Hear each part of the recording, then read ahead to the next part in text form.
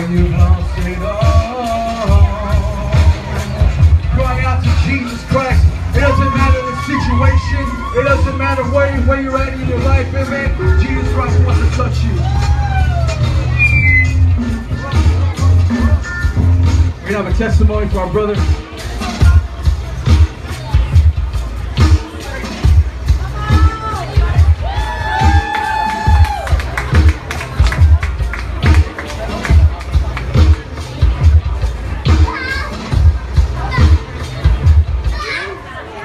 What's up, Seguin? I'm from the Door Christian Fellowship from here in Seguin, Texas.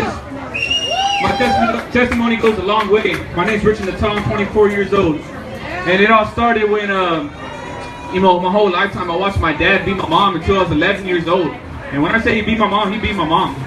And it didn't only affect her, but it affected the children around us too. I have 3 sisters and I'm the only boy. So what I mean by that is that he was, he went from drowning her into the pool. He went from slamming her head to the car door. And then he affected us by not even showing us love. He went from showing us not love to not even caring. And then after 11 years old, he booked it. He took off. If you've never had a father, then you know what I'm talking about. He just burned off and booked it around us. He said I didn't care anymore. He had no care in the world. So a long time, right after 11 years old, I had a lot of hatred towards my dad. I had a lot of grudge towards my dad. For years, I was like, I hate this guy. I can't stand this guy. The things he did to my mom, the things he did to us, I cannot look him in the eye and say, you know what, I forgive you. So for a long time, I had that hatred. And then when 12 years old came around a year later, I got locked up for stabbing a kid.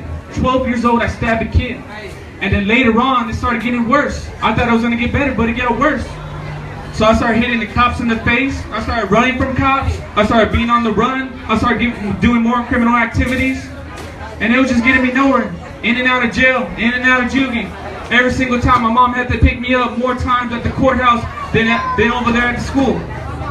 How embarrassing is that for a mother? A mother doesn't want to do that. A mother wants to see her child succeed.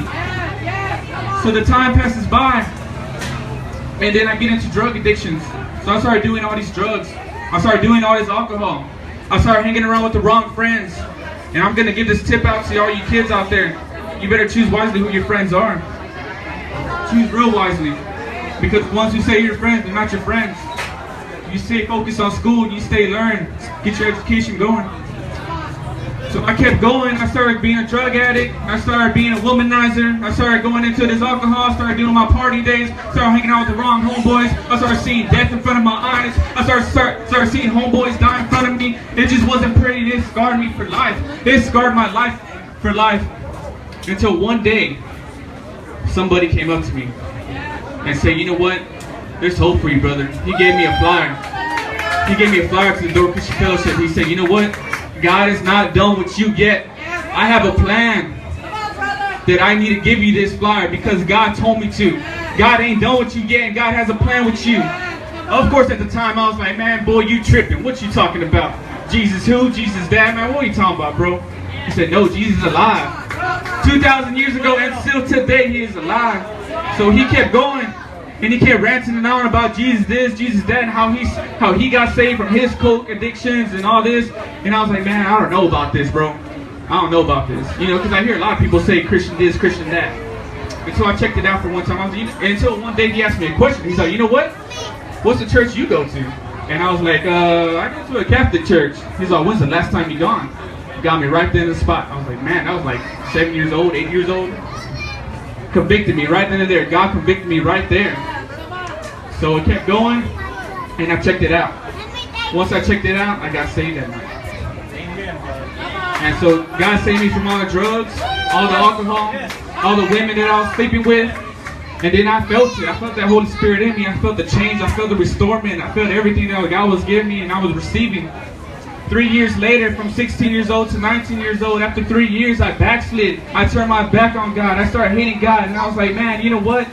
God, I hate you. Why aren't you getting things my way? And why would I do that? It's because I was very impatient. You got to remember, now I'm 23 and I barely got re-saved. So January 2nd, now is my new save day. And because of that, now I have more patience. And the reason is because of that is because people ask, man, this blessing's not coming. How come this isn't happening in my life? How come God's not giving me this right away? Brother, He waited 23 years to get it right.